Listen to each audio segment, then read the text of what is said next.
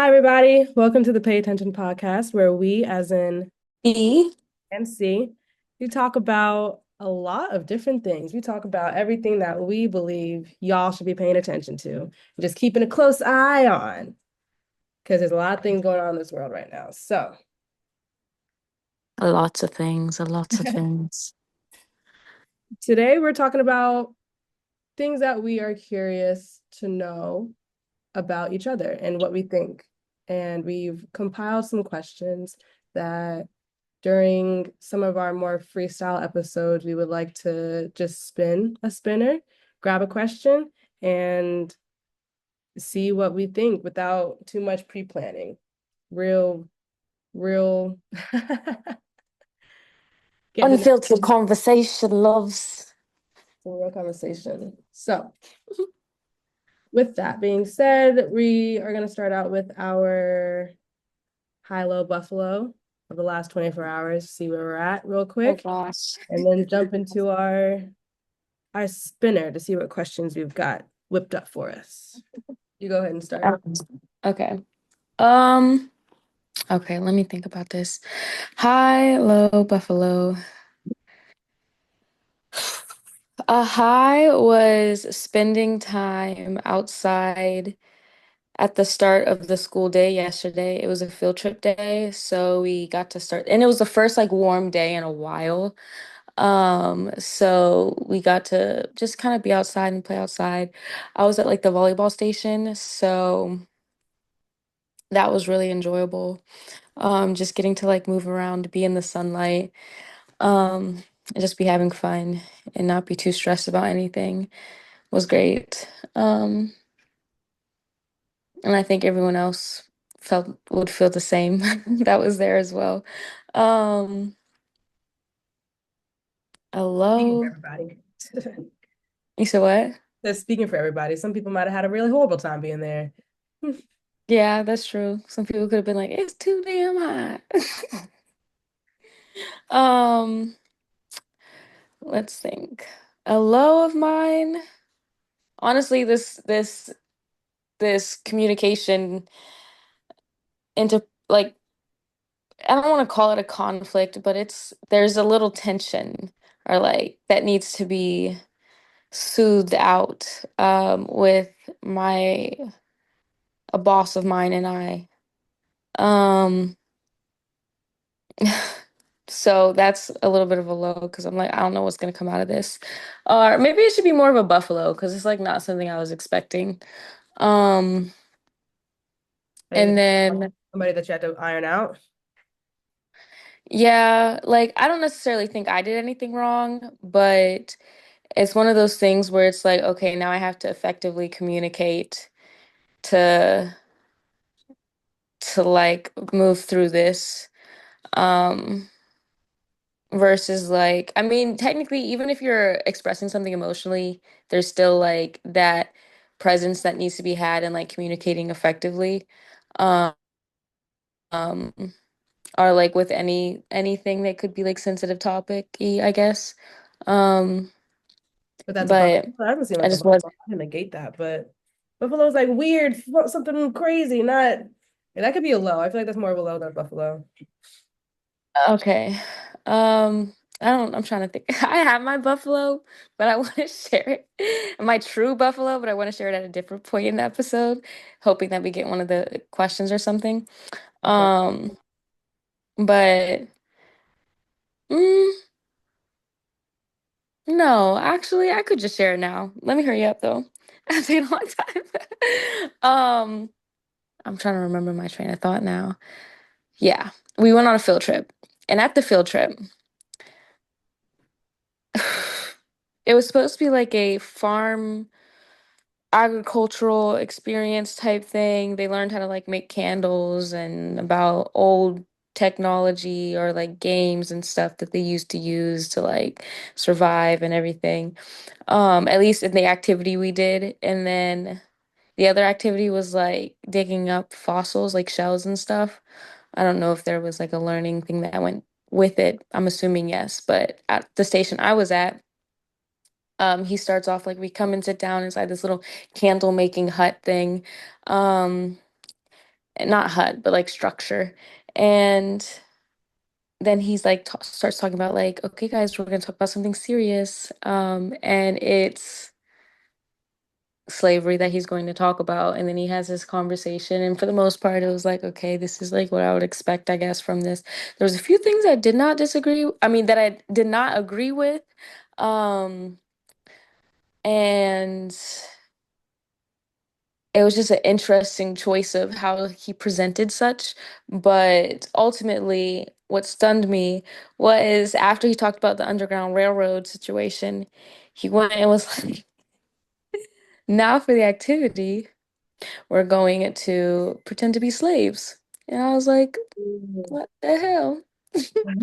Um, and then they did this whole thing and demonstration where they stood up, and it was like if you didn't stand up and participate in the activity, it was basically like not word for word what he said, but basically what he said was then you're choosing slavery. He's like either But you're play choosing and slavery. he's like either play and try to be free or you're choosing slavery. And I was like, what the What? um yeah, it was a interesting choice of demonstration. And it's just like the question that popped up into my head after reflection is I'm like, okay, this isn't the first time something like this has happened. Like, why is it that population of people are so like, why is that your style of um introducing like I don't know if it's them trying to like attain empathy, like a activity, but it's like you also have kids mixed in there who like they don't need to pretend to do this with their peers to like consider how it might have felt to be in that person's shoes, even if they're not of people whose background were directly like impacted by that or I don't know, like I guess, I yeah, that's didn't enjoy. interesting. Like, why? I feel like most often you hear when people are trying to teach and instruct about slavery, they just like going about it all of the ways that I feel like you should not be going about it. And that's upsetting because yeah, that's upsetting because I feel like the difficulty that's coming with it is people are trying to, well, I don't know about that person specifically, but people are trying to skirt around certain things to not talk about it, or like for trying to keep things appropriate for whatever. It's so interesting. Um, but that was just harmful, I think. And because what other kids learned from that? The only thing that I could think of is from the activity itself and how he went about it. Okay, there's a lot of different things that could have killed these slaves on the way up, but it's like, did you have to tell them to pretend to be them to like get to that end point? No. That could have just continued to be a conversation of yours. You could have just said it. Like you could have just like explained like there was a lot of things that they had to deal with in order to survive for this, that, and the other reason. Um, Yeah, even because that, like, I know if anything, the kids mostly remember was probably that activity of the running around, like hardly even the talks, because they were probably, like I feel like they're learning the most in those situations. And so if you're gonna utilize that as a teaching mechanism or whatever, be more intentional about it. um, don't use the movement for them to just pretend to be something. Use it for them to actually like learning and applying information and knowledge. yeah, he also didn't like the fact that he started it with like, don't worry though, it'll end in a happy ending. And I'm like, I'm whenever Oh, they say shit like that, I'm just like, you are not aware of present day. Like, I'm not saying at all present day is as bad as the past, but it's like there's still so many things and like actively present day, there's actively things that's contributing negatively to what it is that's taking place in our in America at least.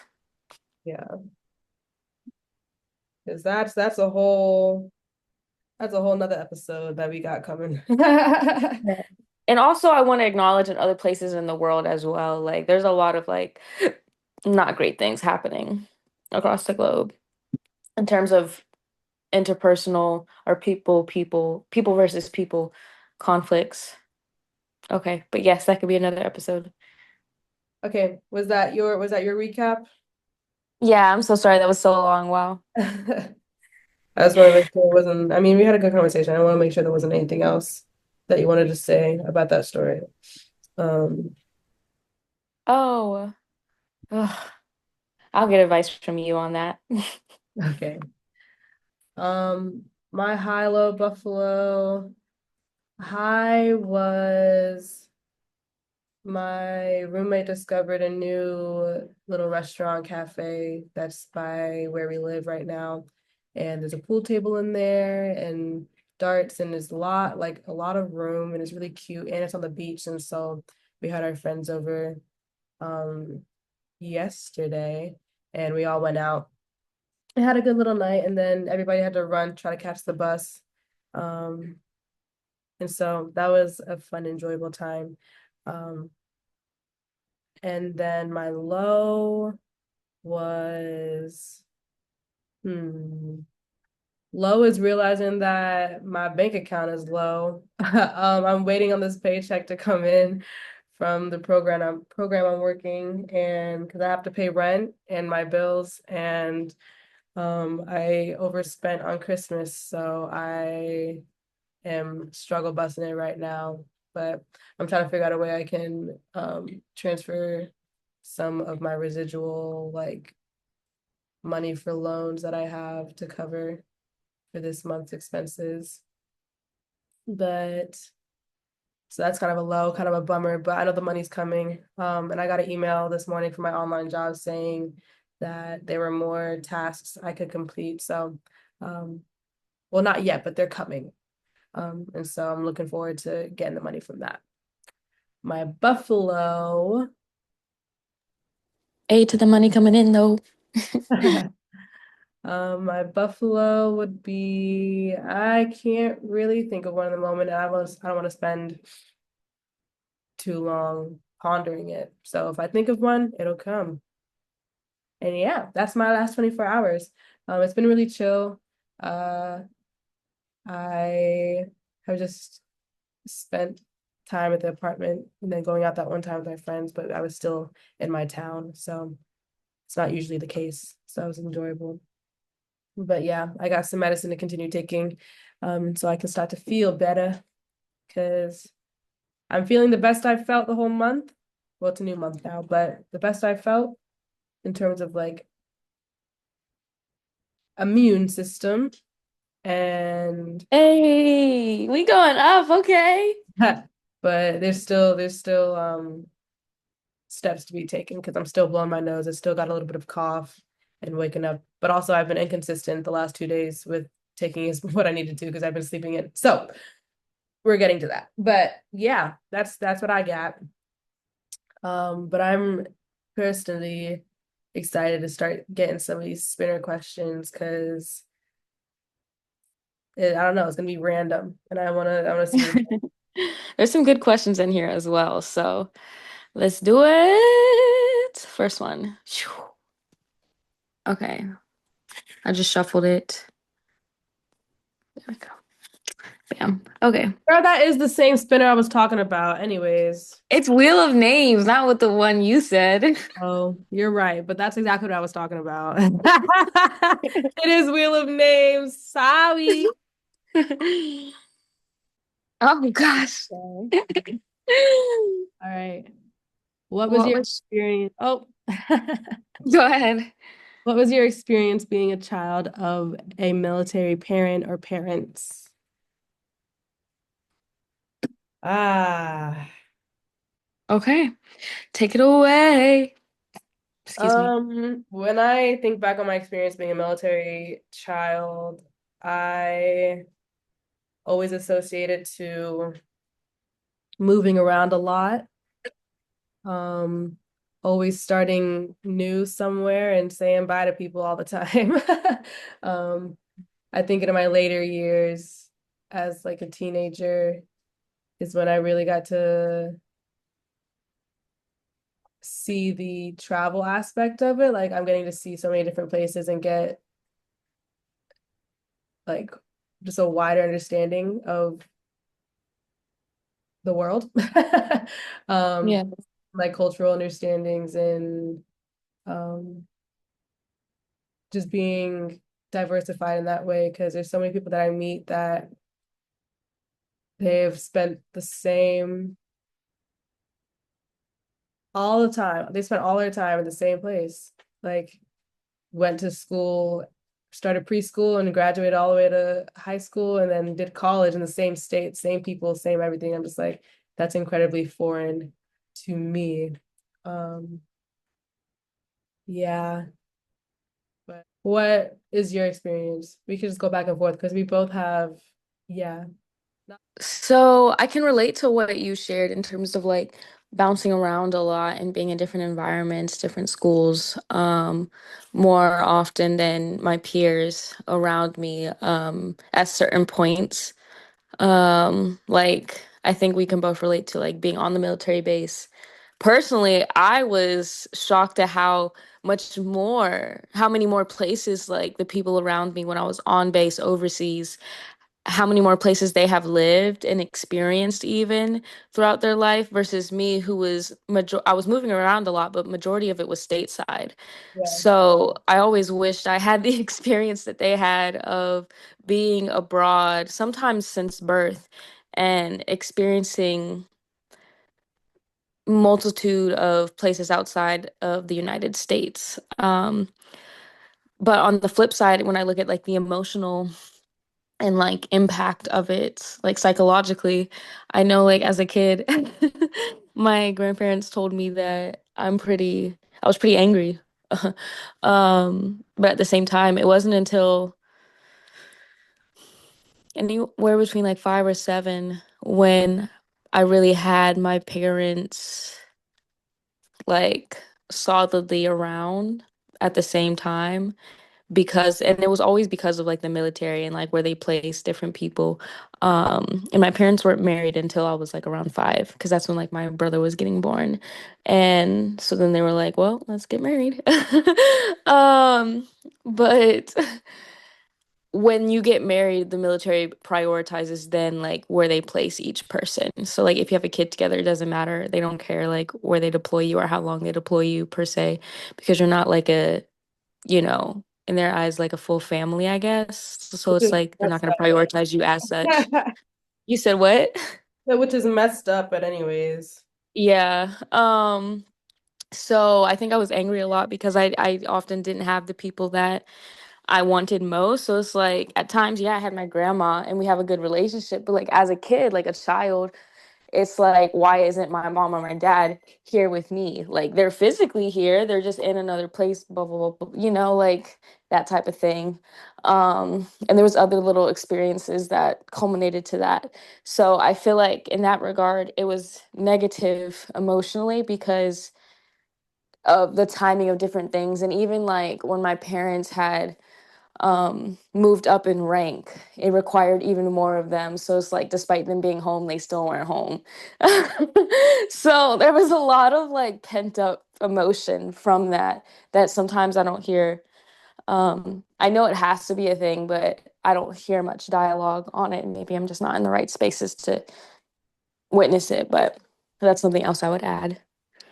Yeah, I feel like because it's definitely different because you had both your parents were in the military and only one of mine was. And I, when I think back, like on the, I guess, deployments or like that family member being gone for that amount of time, um, at least like I remember my mom trying to make it real positive and like we would make a little ring thing and count down and it was That was a good little psych trick. like we try like, oh, we're counting down, everybody's gonna be back, but it was I guess I don't really look back on at least that time specifically because I was in like that was when I was in elementary school, I'm pretty sure when we did that countdown. Um and but I like think about the times where it's just like my mom and then with the three of us in the house, like by herself, just doing all that shit. Like I know it was a handful. Oh my goodness. But um yeah, I would say like when I was as I was growing up, I used to always think it was so cool. I was moving in different places, but like I wasn't tuned in, I think, like I am now to the fact that I that also has caused me to feel really unstable. Um and never like things don't feel permanent to me ever. So I there's like some emotional things that come up with that cause me to like it's hard for me to make connections with people. And I think as I was older, that kind of tied in a little bit more. Um, because like I'm always just waiting for the next moment. I'm like, well, I know we're not gonna be in each other's lives for long. Like I'm gonna move eventually, or like I know this isn't permanent because you're gonna like we're not, like I just am always looking to the next moment. Not as much recently, but I find myself looking or just knowing instinctually like this isn't permanent, this isn't gonna last. Like one of us is gonna be saying goodbye at some point. So what's the point of me even like going through all the work it takes to get to know somebody? Um, but like even with that, because some of my like the only friends that I had, not the only friends, but the long one of the some of the longest friends that I have are other military kids because they understand that and they get that and we've just put in the little bit of work that it takes, to keep in contact after almost what 10 years now, I think. So yeah, so interesting. Yeah, I feel like I haven't had enough conversations with other military kids. Like I find myself if I'm having a conversation with somebody and if that topic comes up and because they're always like, so where are you from? And I'm like, I don't even like you think that'd be an easy question to answer. I can't tell you. Like I've spent so much time in so many different places. Like yeah, things like Yeah, I that. feel like it goes back to like you start thinking to yourself, well, do you mean where I was born, where I lived the longest? Like, I'm just like, well, I've moved around a lot, so I'm from everywhere. That's my little script. I have a whole script for it at this point, and I'm kind of sick of it. And then, I mean, I guess the cool part too, retweet that.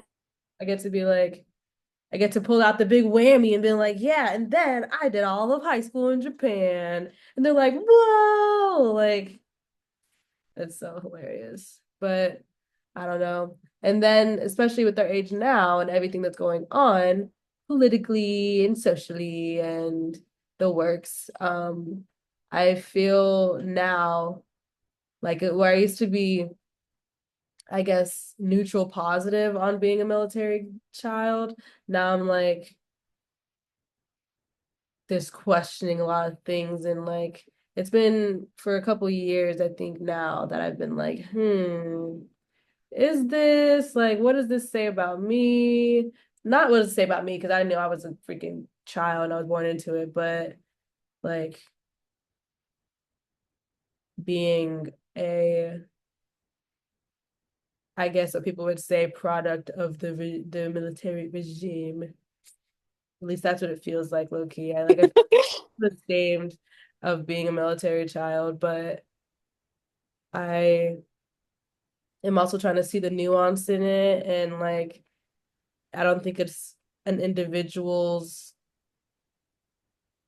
fault, I guess, if they are in the military, depending on what their motivations were for joining. Because that even ties into like the military preying on like high school students basically to get them into the military and like yeah some of those high school students like knew they're like oh I'm gonna fight for America and I'm gonna be in here for this and this, and or the kids that were obsessed with war, which please look after them. I know there's also some demographics of people that they really had no other choice, or they like they were, there's nuance in that. So Mm. that's a whole conversation as well. Um, so yeah, a lot of conflicting issues, I think, coming from that and being a military kid. I definitely understand and relate to that. Um, I remember growing up, I used to think, well, not used to, I do still think this. I honestly think one of my parents was brainwashed because I'm just like, how do you not see some of this that's like right in front of you? I just think that the military does a strategic number on populations that are associated or closely associated with um them, especially on like like how you're saying like people who are within the like career wise associated with them, even if it's for a number, like a short number of years. Like someone I know, for example, a deficit in skills too. Like there's certain skills that you cultivate, but then there's a deficit that you don't. Like me and my parent can't relate to or have a hard time relating to like the experience of adulthood because both my parents basically joined the military when they were one right out of high school, excuse me, and the other like right out of high school all the way to retirement, and the other a few years after high school. Because they were originally like on scholarship for reasons that changed, that circumstance changed, so then they joined the military up into retirement. So they have a different experience, and it makes me think of someone I met one time who was in the military, had intentions of staying in the military for reasons that came up. They weren't allowed, like they weren't in the military anymore way sooner than they thought, and they realized like they didn't know and have an understanding on like finances and true financial literacy and true like budgeting even because the military had provided so much to them before. And I feel like sometimes that's a reason why even between like different populations of people, but also that could cause like adult conflicts. I don't know who else can relate to this. If you can, let us know below and how you deal with it. But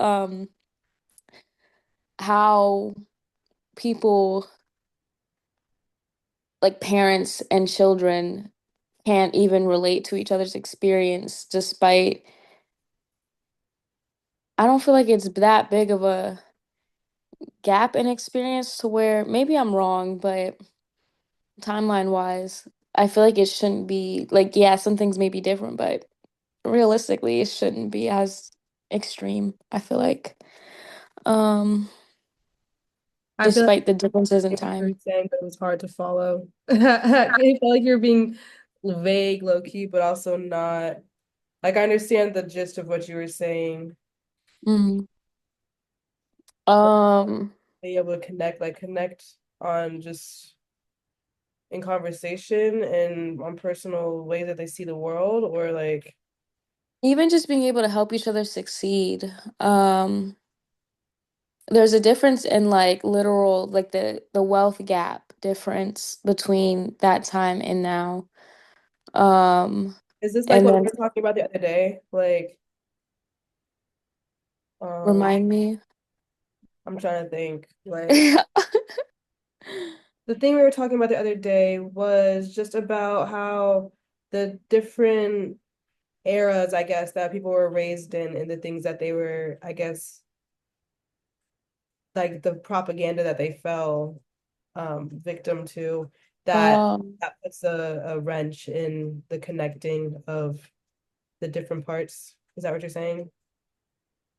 But like with the yeah, yeah. And then with the added on aspect of like the difference in like military experience living versus like civilian living. got you.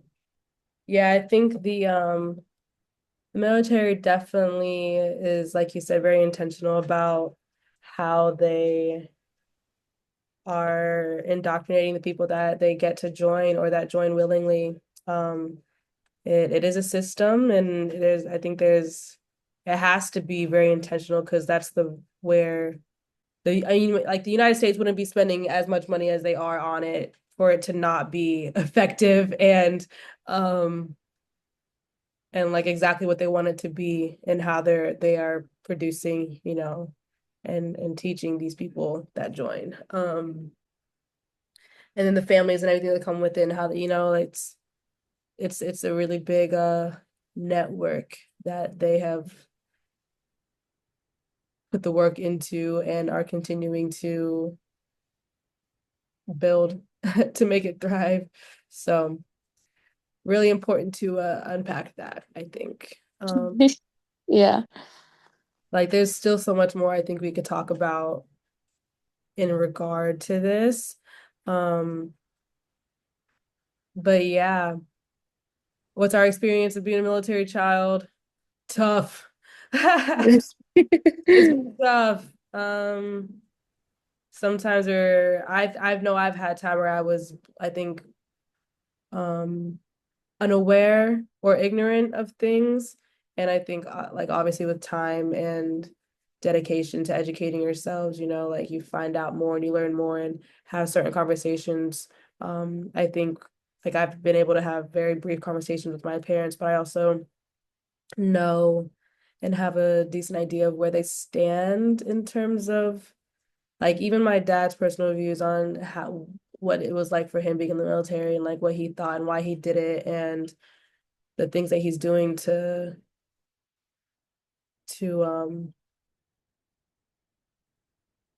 I don't know, live life post that. So yeah, extremely interesting. They're still unpacking things to this day. Like we can even talk about like, like just my dad being like he's a military dad for sure. Like, but everyone's like, oh, is your dad scary? I'm just like, he comes off like it, yeah, and he can be very much so. Um, but also I know that he's just a teddy bear. But yeah, being a military child has influenced and informed my entire being. Yeah, it's definitely a type of experience for sure. And I'm curious how it might parallel or differ from military kids across the world. Like especially like throughout the years, like to compare or to be able to like sit down and like hear um The like perspective of with like someone with like other children. yeah, See, that yeah, would with like actually I feel like it'd be such like an informing conversation even on like how can I word this? Like a way to see multiple perspectives that could also lead to I think the ceasing of conflict if done properly and like with true reflection and empathy and um yeah. nice. Ah, only time until we get to orchestrate that. Yeah. How much time do we have left in this podcast, speaking of? 2 minutes. So with that being Okay. said, if you guys enjoyed this episode, give us a like, give us a follow, subscribe, comment down below if you have experience being a military child and what that was like for you. Um, if there's anything Yeah. that caught your eye that you think we should pay more attention to, also let us know in the comments. Yes. Genuinely, please let us know your experience. It'd be interesting to be able to chat about that. But yeah, I hope you enjoyed the episode, guys. Thanks for tuning in.